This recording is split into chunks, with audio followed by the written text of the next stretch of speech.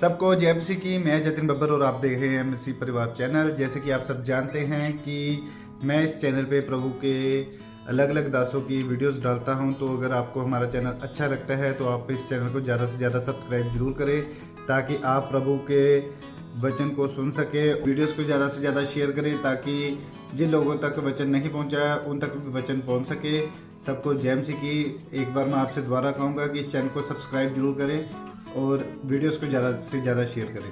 जय मसीह की। उनसे बोलो, खुदावन आज जो कुछ भी मैं सुनूंगा मैं उसमें चलूंगा और फलों को लेके आऊंगा। ऊंची आवाज से मांगो।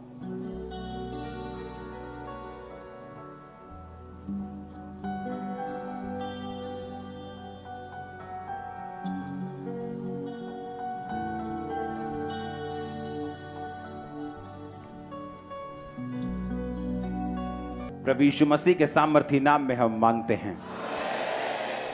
मत्ती 12 उसकी 43 से 45 आयत, एस्तेर 4 उसकी 15 से 17 आयत, प्रेरितों के काम 16 उसकी 16 से 19 आयत, प्रकाशित वाक्य 12 उसकी 11 आयत,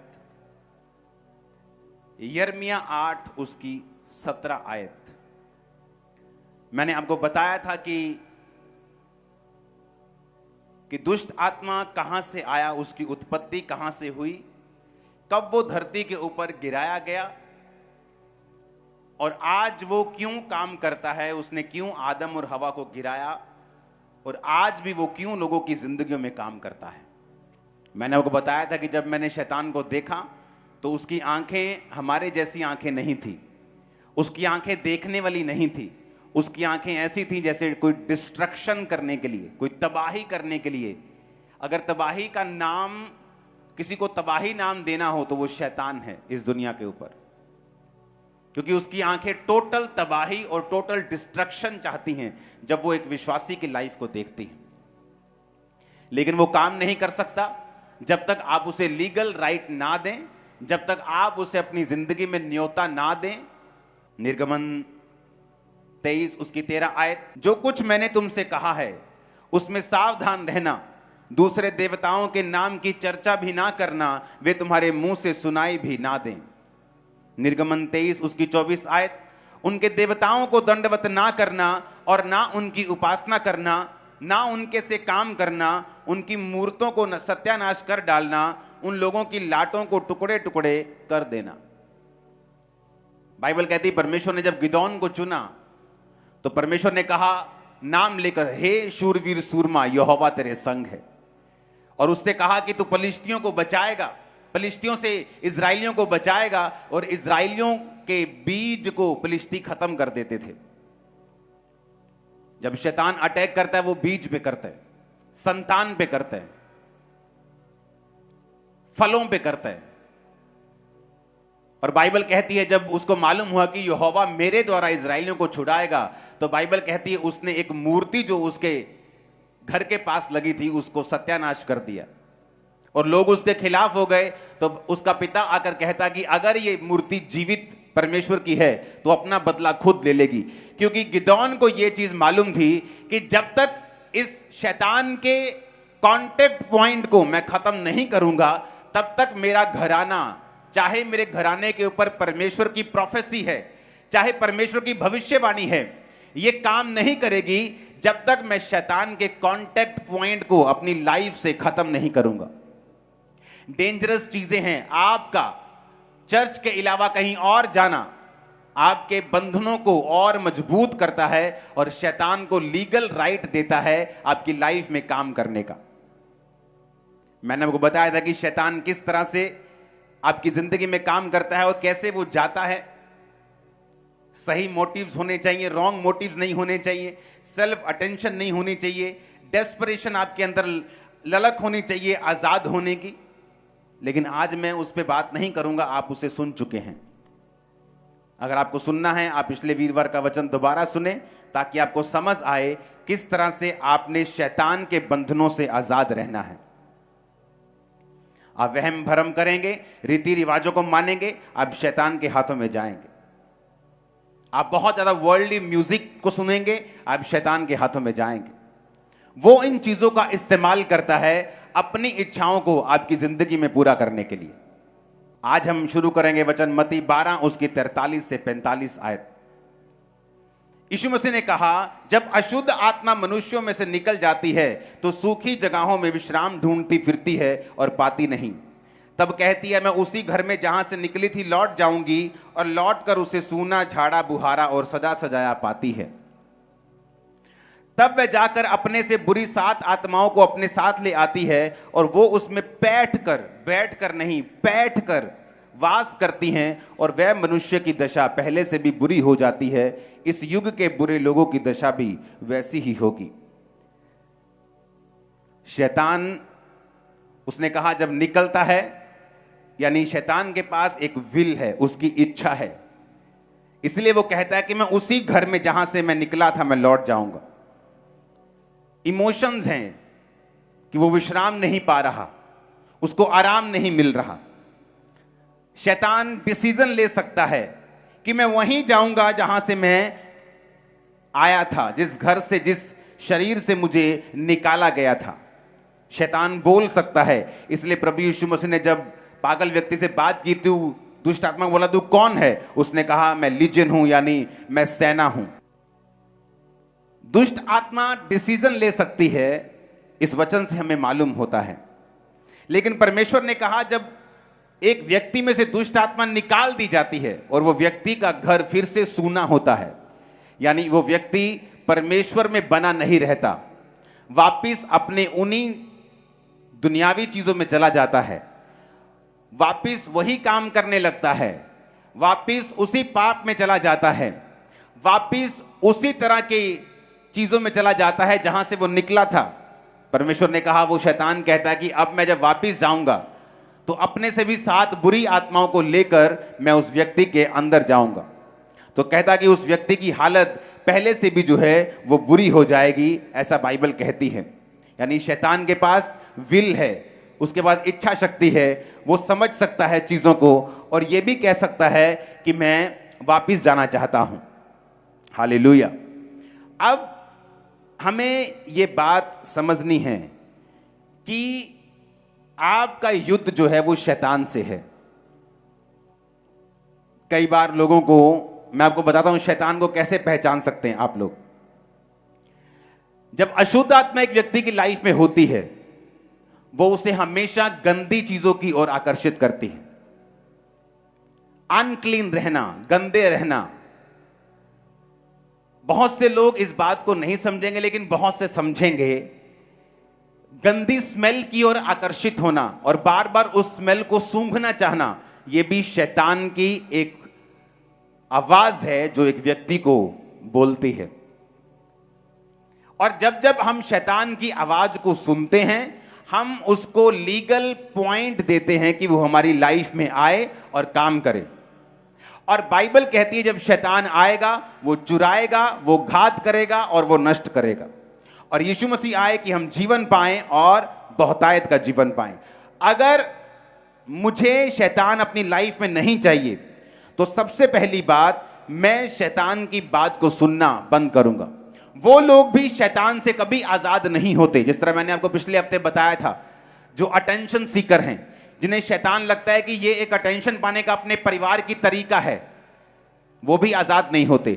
जो पूरी तरह से डेस्परेट नहीं है, जो पूरी तरह से ललायत नहीं है, जो पूरी तरह से तैयार नहीं है कि मैं इस दुष्ट आत्मा से आजाद होना चाहता हूं, वो इस आत्मा से आजाद नहीं होते।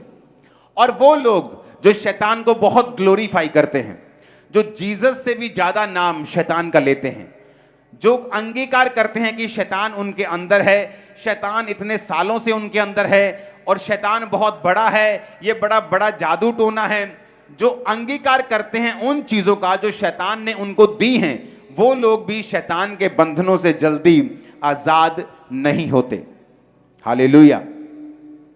बाइबल कहती है शैतान आपकी लाइफ में एंटर करता है जब आप उसको लीगल राइट देते हैं, जब आप उसको अधिकार देते हैं वचन को तोड़कर। परमेश्वर ने एक बाड़ा बनाया है, एक सिस्टम बनाया है, एक ऑर्डर बनाया है। उस ऑर्डर को अगर हम तोड़ेंगे तो शैतान हमारी लाइफ में एंटर करेगा। परमेश्वर ने कहा तुम अपने माता और पिता की इज्जत करना। जो कोई माता और पिता को कोसे वो मार डाला जाए, पिछले नियम में लिखा है, सिर्फ कोसने पर ही। और परमेश्वर ने कहा अगर तुम अपने माता और पिता की इज्जत नहीं करोगे, आज्ञा नहीं मानोगे, तो तुम्हारी जिंदगी के दिन मैं छोटे करूंगा। ये एक ऑर्डर है परमेश्वर का। और जब एक इंसान परमेश्वर के ऑर्डर को ब्रेक करता है तो शैतान के पास अधिकार होता है उसको बीमार करके उसकी उम्र को छोटा करने का, उसकी जिंदगी में काम करने का। और बाइबल में ससुर के लिए और सास के लिए कोई भी अलग वचन नहीं है। ससुर और सास के लिए भी वही पिता और माता है जो आपका अपना पिता और माता है। इब्रानी भाषा में ससुर और सास के लिए कोई अलग शब्द नहीं, बल्कि उनको भी माता और पिता का दर्जा दिया गया है। इसलिए मोस्टली मैरिड वुमेन जो होती हैं शैतान के बंधनों के नीचे आ जाती हैं जब उनकी सास और ससुर के साथ नहीं बनती, और सास और ससुर की भी शैतान के नीचे आ जाते हैं जब वो अपनी बहू को अपनी बेटी की तरह या अपने ही बच्चे की तरह प्यार करने में असमर्थ होते हैं। ये परमेश्वर का ऑर्डर है। जब आप ऑर्डर ब्रेक करेंगे तो शैतान एंटर करेगा। यीशु मसीह शैतान को बोले शैतान निकल जा, कहता नहीं मुझे ऐसा कर सूरों के झुंड में भेज दे। क्यों? शैतान ज्यादा था, 5-6 हजार 12 हजार था, इसलिए नहीं, क्योंकि वचन टूट रहा था, क्योंकि सूअर चराना पाप था और जहां पाप हो रहा था शैतान ने कहा मुझे वहां भेज। और यीशु मसीह ने भी उसे मना नहीं किया। और बाइबल कहती है वो वहां सूअरों के झुंड में बैठकर उनके बीच में घुसकर उसे झील पर ले गया और सब सूअर मर गए और सब चरवाहे आकर यीशु मसीह को जाने के लिए बोलने लगे। अगर आपको शैतान से पूरी रीति से आजाद होना है तो हमें यह बात समझनी है कि परमेश्वर ने एक ऑर्डर बनाया है, एक सिस्टम बनाया है। अगर मैं उस सिस्टम को फॉलो करूंगा तो शैतान के पास कोई भी अवसर नहीं होगा कि वो मेरी जिंदगी में अंदर आए, एंटर करे। मैंने आपको बताया था कि व्यक्ति इतना समझदार, इतना ज्यादा सैक्रिफाइस करने वाला बंदा, सब कुछ छोड़ दिया अपना, फाइनेंस में नीचे चला गया, सेवा करने लगा परमेश्वर की, लेकिन एक गंदी आदत थी, हर बार यीशु मसीह का वचन सुनाने वक्त उसको दूसरे नाम लेने की उसे आदत थी। मैंने उसे बहुत टोका कि मत नाम लिया कर, बाइबल कहती है उनके देवताओं के नाम की चर्चा भी मत करना, तुम्हारे मुंह से सुनाई बना दे, मत किया कर। अटैक हुआ एक दिन एक शादी में, मैं बोल नहीं सकता क्या, कुछ खास किस्म का अटैक उस पर हुआ, सारा शरीर गल गया, थोड़े महीनों के अंदर अंदर मौत हो गई। आदमी आत्मा से भरा हुआ, आदमी परमेश्वर को इतना प्यार करने वाला, मैंने बहुत कम लोग देखे जो खुदा से इतना प्यार करते हैं, सैक्रिफाइस करता, परिवार पूरा सेवा में लगाया हुआ। लेकिन बाइबल कहती है शैतान को अवसर मत दो। परमेश्वर नहीं चाहता अटैक हो, लेकिन जब हम ऑर्डर ब्रेक करते हैं शैतान एंटर करता है और उसके पास लीगल राइट है एंटर करने का। और जब उसके पास लीगल राइट है, जब वो एंटर करता है, तब हम दुखी होते हैं कि शैतान मेरी लाइफ में काम क्यों कर रहा है। शैतान समझ रखता है, कहता मैं वहीं लौट जाऊंगा। उसके पास बुद्धि है, विल रखता है, पावर रखता है, यानी इच्छा शक्ति रखता है कि जिस घर से मैं निकला हूं मैं उसी घर में वापस चला जाऊंगा। लेकिन कैसे? जब उसको सूना झाड़ा बुहारा पाती है, जब परमेश्वर से उस व्यक्ति को दूर पाता है, वो फिर से उसमें घुसकर उसको पहले से भी बुरा करने का यत्न करता है। हालेलुया। आपको यह मालूम होना चाहिए कि अगर परमेश्वर ने आपको छुटकारा देने के लिए बुलाया है, आपके परिवार को छुटकारा देने के लिए बुलाया है, तो गिदोन ने सिर्फ वही काम नहीं किया, उसने वो सारे शैतान के कांटेक्ट पॉइंट खत्म कर दिए ताकि शैतान किसी भी तरह से उसकी जिंदगी में एंटर ना कर सके। अब शैतान किस तरह से हारता है? शैतान के हारने के और भी तरीके हैं। एक तरीका है ड्राई फास्टिंग करना। बाइबल कहती है एस्तर जब राजा के रानी थी और उसको मालूम पड़ता है कि हामान ने एक चिट्ठी निकलवा ली है कि सारे यहूदियों का नाश होगा, तो मोर्दके बोला रानी इसीलिए शायद तू उस कुर्सी पर थी, अब टाइम आ चुका है बचाने का और शैतान के चंगुल से निकलने का। उसने कहा ठीक है, अब तुम जाओ और सब लोगों को बताओ कि 3 दिन ना तो कुछ खाएं और ना तो कुछ पिएं, ना तो कुछ क्या करना है, खाना है, ना कुछ पीना है। जब मैं मसीह में आया 2004 में, तो शैतान सिर्फ जो नशे के रूप में, बीमारी के रूप में था, वो डिप्रेशन के रूप में और बढ़ गया मेरी लाइफ में। और परमेश्वर की आत्मा ने मुझे एक रास्ता दिखाया जो सेल्फ डिलीवरेंस का था। अगर परमेश्वर आपकी लाइफ में कुछ बड़ा काम करना चाहता है, कई बार वो आपकी अगुवाई करता है, आप सेल्फ डिलीवरेंस करें, अपने आप की डिलीवरेंस आप खुद करें। किस तरह से, मैं आपको बताता हूं। हर हफ्ते 3 डे नाइट के रोजे में रखता था, एवरी वीक। 2004 और 5 की बात कर रहा हूं, 6 में नहीं, 2004 में, 2005 में। मैं मानता हूं वो ओवर फास्टिंग थी, उसने मेरे शरीर को प्रभावित किया उस समय, जो बाद में परमेश्वर ने मुझे फिर हील किया। लेकिन कई बार जब हम ज्यादा पढ़ लेते हैं, आंखें तो थक जाती हैं, लेकिन उस पढ़ाई का फायदा हो जाता है। तो जब परमेश्वर ने मुझे फास्टिंग की ओर प्रेरित किया, मैं नहीं जानता कि फास्टिंग करने के लिए, मेहनत करने के लिए परमेश्वर मुझे क्यों कह रहा है। क्योंकि कई बार शैतान से आजादी देने के लिए परमेश्वर आपको सेल्फ डिलीवरेंस के रास्ते में लेके जाता है, जहां परमेश्वर आपसे मेहनत करवाता है एक खास मकसद के लिए, जो आने वाले समय में परमेश्वर ने आपके लिए कोई योजना रखी है। लेकिन शैतान को वो यूज करता है ताकि आप सेल्फ डिलीवरेंस में जाते जाते एक तो डिलीवर हो जाएं और दूसरा आत्मा से भर भी जाएं। तो मेरे 3 रोजे होते थे हर हफ्ते। अगर हमने 40 रोजे रखे होते थे तो वो 40 रोजे भी 5 बजे तक चलते थे, और उसके बाद एक्स्ट्रा हफ्ते में 3 डे नाइट के रोजे भी हम, मेरी पूरी टीम जो थी, हम वो रखते थे। तो क्या होता है, जब एस्तर ने रोजे रखे, वो ड्राई फास्टिंग थी। ड्राई फास्टिंग में आप कुछ खाते भी नहीं, कुछ पीते भी नहीं। लेकिन मैं रिकमेंड नहीं करता आप पहली बार से 3 दिन की ड्राई फास्टिंग करें। अगर आपको ड्राई फास्टिंग करनी है, जहां आप कुछ खाते नहीं और पीते भी नहीं, आपको वो ड्राई फास्टिंग पहले 12 बजे तक, 5 बजे तक, 6 बजे तक शाम के आपको करनी है। जब आपके शरीर को आदत पड़ जाए, फिर डे नाइट करो। आदत पड़ जाए 2 दिन की करो, 1 दिन का करो। अब तो डॉक्टर्स भी, अगर आप इंटरनेट पे देखेंगे तो फायदा गिनाने लगे हैं कि ड्राई फास्टिंग का फायदा है। फास्टिंग का तो फायदा वो गिनाते ही थे, कहते हैं ड्राई फास्टिंग, अभी जो कुछ बाइबल में लिखा है उसका एक खास मकसद है। जब एक व्यक्ति फास्टिंग में चला जाता है, वो अपनी सेल्फ डिलीवरेंस की ओर चला जाता है। वो अपने आप को छुटकारे में घसीटना, लेके जाना और अगुवाई करना अपनी शुरू करता है। बाइबल कहती है जब एस्तर ने ड्राई फास्टिंग की, तीसरे रात को राजे को नींद नहीं आई। उसको जब नींद नहीं आई, कहता इतिहास की पुस्तक लाई जाए और पढ़ी जाए। जब इतिहास की पुस्तक लाई गई तो उसमें लिखा गया था कि 2 जने तेरे कर्मचारी तुझे मारना चाहते थे, लेकिन तेरे ही एक कर्मचारी ने वो साबित करके, जाहिर करके तुझे बचाया। कहता फिर उस कर्मचारी का क्या किया गया? कहते कुछ नहीं किया गया। कहते ऐसा थोड़ी हो सकता है, अब उसको बुलाओ, उसको इज्जत दो, मान दो। और वो कौन था? उसी एस्तर का रिश्तेदार।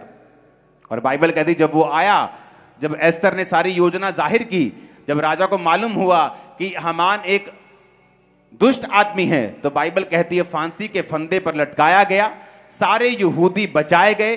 क्यों? क्योंकि एक औरत ने दिन और रात के फास्टिंग का प्रचार किया, ड्राई फास्टिंग की, उपवास किया, प्रेयर की, और पूरे मोहल्ले नहीं, पूरे देश के उद्धार का, और अपनी पूरी फैमिली ही नहीं, अपनी पूरी जाति के उद्धार का वो कारण बनी।